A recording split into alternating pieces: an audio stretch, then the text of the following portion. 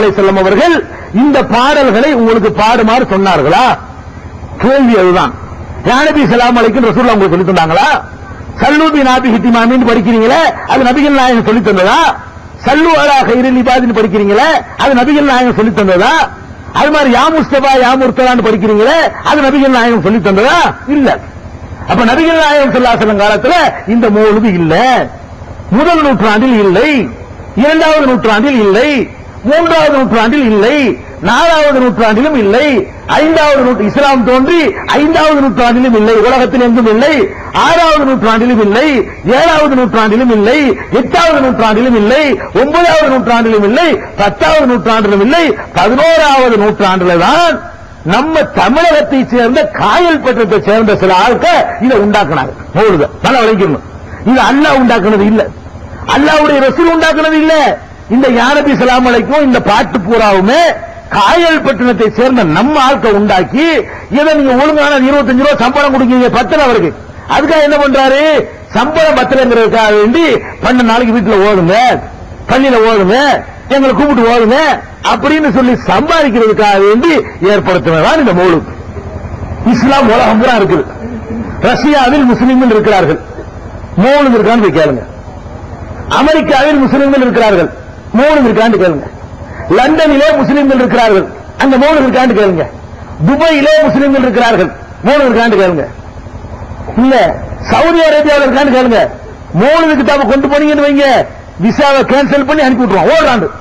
சவுதிக்கு இந்த மௌலித் கிதாப் பொத்தி வச்சுக்கிறேன். இந்த மௌலித் கிதாப் இந்த குப்பை எவ்வளவு 300 வருஷத்துக்கு முன்னாடி எழுதுன இந்த பாட்டு, இந்த பாட்டை எடுத்துக்கிட்டு சவுதிக்குள் நுழைஞ்சீங்க, உடனே விசாவை கேன்சல் பண்ணி இந்த சனியனை அங்கே கொண்டு வரேன்னு வட்டி விட்டுறாங்க உங்களை. இதுதான் மௌலித். எதை கொண்டு போனா சவுதி அரேபியாவில் விரட்டி அடிப்பானோ அவனுக்கு தாய்மொழி அவனுக்கு அர்த்தம் தெரியுது. ஏன் தெரியுமா? அவங்கள ஒளிரி வச்சுக்கிறாங்க. உங்களுக்கு அர்த்தம் தெரியும் படிக்கிறீங்க, ஒளிரி கொட்டிடலாம். மௌலிதுங்கிற பேர்ல நபிகள் நாயகத்தை அல்லாஹ் மாதிரி ஆக்கி வச்சுக்கிறான். நீங்க தான் பாவத்தை மன்னிக்கணும், நீங்க தான் ரிஸ்க் தரணும், நீங்க தான் பிள்ளைய தரணும், நீங்க தான் நோயை போக்கணும். இப்படி நபிகள் நாயகத்தில் கேட்கலாமா? நம்ம அல்லாட்ட மட்டும் கேட்க வேண்டியதை நபிகள் நாயகத்தில் கேட்கிற மாதிரி பாட்டு எழுதி வச்ச உடனே அங்க என்ன பண்றான்? என்னடா பாவிகளா, வணக்கத்துக்குரியவன் அல்லாஹ்வை தவிர யாரும் இல்லைன்னு சொல்லிவிட்டு, லா இலாஹ இல்லல்லாஹ்னு சொல்லிவிட்டு இப்படி அக்கிரமமா எழுதி வச்சுக்கிறீங்களா? திருப்பி அனுப்பிடுறான். மௌலித் கிதாப் கொண்டு போய் ஏதாவது எங்க? அப்ப 300 வருஷத்துக்கு முன்னாடி எவனோ உண்டாக்குனதை நீங்க மார்க்கமாக்கிக்கிட்ட நாங்க ஒத்துக்குறோமா? இந்த மக்களை நரகத்துக்கு கொல்லிக்கட்டை ஆக்கினா நாங்க விடுவோமா? நீங்க அடிச்சாலும் சொல்லுவோம், உழைச்சாலும் சொல்லுவோம். எவ்வளவு இடக்கு முடக்கு நீங்க பண்ணாலும் சரி சொல்லிக்கிட்டே தான் இருப்போம். எங்க மக்கள் நரகவாசிகளை ஆகுறத நாங்கள் ஒத்துக்கொள்ள மாட்டோம். நீங்க தலைவர்களுக்கு அதை போதிக்கக்கூடிய உலமாக்களுக்கு லாபம் இருக்கும், உலகத்தை உங்களுக்கு கிடைக்குது, அதுக்காக செய்றீங்க. மக்கள் நாங்க ஏமாற விட மாட்டோம். அப்ப அதனால மௌலிது வேணாங்கிற காரணத்தை விளைக்கிறேன். நான் கேட்கிறேங்க, 3 ரசூலுல்லாஹ் புகழ்றீங்கல்ல, புகழ்றீங்க, புகழ்றத கேளுங்க. என்ன சொல்லி புகழ்றீங்கன்னு கேளுங்களா? புகழ்றதுன்னா என்ன சொல்லி புகழ்றதுன்னு உனக்கு தெரியணுமா இல்லையா? மௌலிது ஓரம் சொல்றான், நான் புகழ்றத சொல்ல. அப்படியா? என்ன சொல்லி புகழ்ந்தீங்க? அது புகழ்றோம். என்ன சொன்ன? புகழ்றோம். உனக்கு அர்த்தமே தெரியாது. என்ன புகழ்றது? உனக்கு அர்த்தம் தெரிஞ்சா தாப்பா நீ புகழ்றது உனக்கு தெரியும். புகழவெல்லாம் தெரியாது. நீ திட்டு ரசூல் ஸல்லல்லாஹு அலைஹி வஸல்லம் நபிகள் நாயகத்தை நான் கேட்கிறேன். உங்க தகப்பனார் இருக்காரு, முஸ்தபான்னு வச்சுக்கிடுவோம், போயிட்டு இருக்காரு. முஸ்தபா என்ன செய்ய கூப்பிடுவீங்களா? நீங்க உங்க தகப்பனார் போயிட்டு இருக்கும்போது அவரை பேரை சொல்லி கூப்பிடுவீங்களா? யாருமே கூப்பிட மாட்டோம். நபிகள் நாயகத்தை பேரை சொல்லி கூப்பிடலாமா? சஹாபாக்களோட கூப்பிட்டுக்கிறாங்களா? அல்லாஹ்வுடைய தூதரேன்னு தான் கூப்பிடுவாங்க.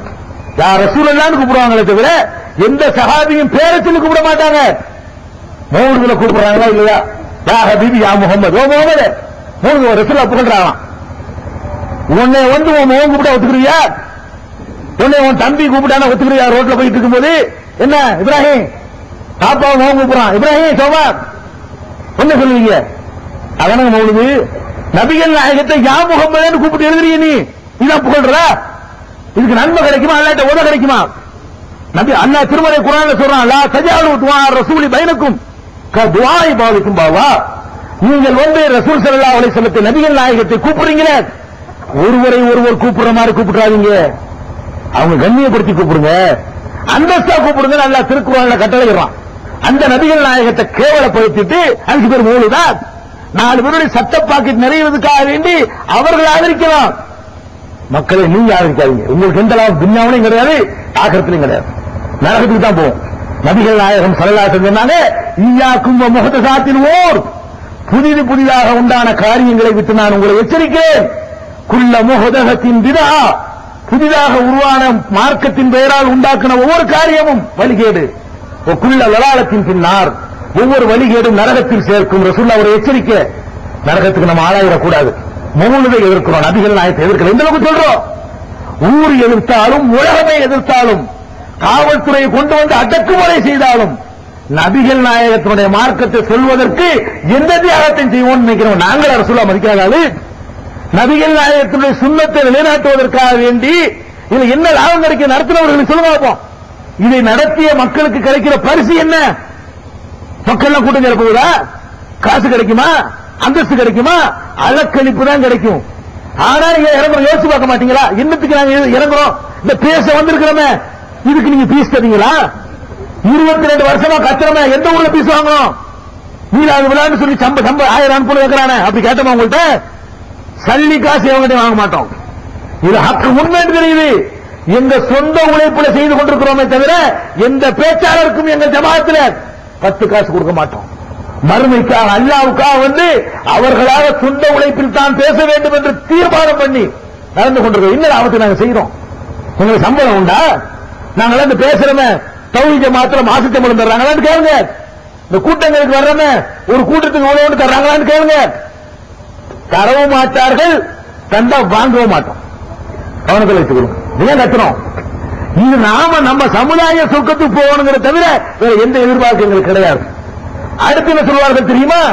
இங்க அவுலியாக்களை மதிக்க மாட்டாங்க, அடுத்து நபிகள் நாயகத்தை மதிக்க மாட்டாங்க, கோவம் மக்களுக்கு. அடுத்து என்ன சொல்றது கேட்டா, அவுலியாக்கள் எல்லாம் மதிக்க மாட்டாங்க, திட்டுவாங்க. எப்ப திட்டணும்? எந்த அவுலியாவை திட்டணும்? எந்த மேடையில திட்டணும்? எந்த இடத்துல திட்டணும்? ஏப்ப அவுலியாக்களை கேவலப்படுத்திக்கின்னு நாங்க கேட்கிறோம். நாங்க என்ன கேட்கிறோம்? அவுலியாக்களை நீங்க திட்டாதீங்க, நீங்க கேவலப்படுத்தாதீங்கன்னு சொல்றோம். இன்றைக்கு நாகூர்ல, திட்டச்சேரியில, கல்லாறுல, ஏர்வாடியில, திருச்சியில நம்ம வந்துட்டு போனார முஷர்ரப், அந்த என்ன ஊர் அஜ்மீர்ல, இங்க எல்லாம் நடக்கிற கூத்துகள் என்ன நடக்குது? நீங்க அவுலியாவை மதிக்கிறாளா? அந்த மகான் சொல்லிக்கிறீங்க ஒரு பக்கம், அவர் அடக்கம் பண்ண இடத்துல குறவம் வருது, டான்ஸ் விடுறீங்க. மதிக்கிறதா இது? அவுலியாவை மதிக்கிற லட்சணமான அந்த மகன் உங்க அப்பனுக்கு முன்னாடி குறவம் வந்து டான்ஸ் போடுவியா? அஜரத்துக்கு முன்னாடி போடுவியா? பள்ளிவாசம் முன்னாடி எவனா அடிச்சிட்டு போனா மட்டும் கோவம் வருது, மாலை அடிக்காத காலை அடிக்காதுன்னு ஆத்திரம் வருது உனக்கு. நீ பண்றியடா அவுலியாவுல தர்காவில் நீ அதனை பண்ற, நீ தர்காவில் அந்த கூத்து தானே பண்ற. நீ குறவம் வருது டான்ஸ் போடுற, பேண்ட் வாத்தியம் போடுற. ஒரு ஊர்ல நோட்டீஸ் அடிச்சிருந்தாங்க, என்ன தெரியுமா? கல்லாறுங்கிற ஊர்ல நோட்டீஸ் அடிச்சிருந்தாங்க. என்ன நோட்டீஸ்? இந்த தேச ஊர்ல மகானுடைய கந்தூர் நடைபெறுகிறது, அதுல ஜெயபாரதியுடைய நடனம் இருக்கிறது, அதை பார்த்து விட்டு மகானுடைய நல்லாசி பெற்று செல்லுமாறு கேட்டுக்கொள்கிறோம். மகான மதிக்கிறாங்க யாரு? ஜெயபாரதி நடனத்தை பார்த்துட்டு மகானுடைய நல்லாசி பெற்று நம்ம எல்லாம் போகணுமா? இதான் மகான மதிக்கிறதா?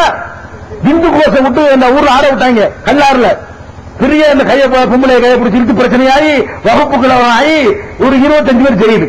இங்கிட்டு 10 அங்கிட்டு 10. இது தேவையா உனக்கு? இந்த மாதிரி விழா மார்க்கத்தை நான் கேட்கிறேன். மகான்களா இருந்தா மகான்களை மதிக்கிறாத நீங்க என்ன பண்ணணும்? மகான்கள் சொன்னபடி நடக்கணும். உள்ளது மகான்கள் என்ன சொல்லி இருப்பாங்க? மகான்கள் சொன்னது நம்ம ரெக்கார்டு ஒன்றும் கிடைக்கல. ஆனால் மகான்கள் என்ன சொல்லி இருப்பாங்க நமக்கு தெரியும்னா குர்ஆன்ல உள்ளதான் சொல்லியிருப்பாங்க. குர்ஆனுக்கு மாத்தமா சொன்ன மகானா இருப்பாரா? ஒருவரை மகான் என்று நீங்க ஒத்துக்கிட்டீங்கன்னா அவர் எதை பேசியிருக்கணும்? குர்ஆன்ல உள்ளதை பேசியிருக்கணும். ஒருவரை மகான் ஒத்துக்கிட்டீங்கன்னா நபிகள் நாயகம் ஸல்லல்லாஹு அலைஹி வஸல்லம் சொன்னதை பேசியிருக்கணும். அப்ப மகானுடைய என்ன சொன்னாலும் தெரியாவிட்டாலும் குர்ஆனும் நபி ஸல்லல்லாஹு அலைஹி வஸல்லம் போதனையும் தான் மகான் சொன்னது இறங்கி போச்சு. நபிகள் நாயகம் என்ன சொன்னாங்க? நஹா ரசூலுல்லாஹி ஸல்லல்லாஹு அலைஹி வஸல்லம் அன் யுப்னல் குபூர், சமாதிகள் கட்டப்படுவதை நபிகள் நாயகம் தடை செய்து விட்டார்கள். நபிகள் நாயகம் வாழும்போது எந்த மனிதர் இறந்தாலும் சமாதி கட்டக்கூடாது உத்தரவு. யாருடைய உத்தரவு? நபிகள் நாயகம் ஸல்லல்லாஹு அலைஹி வஸல்லம் உத்தரவு. சமாதிகளை பூசக்கூடாது.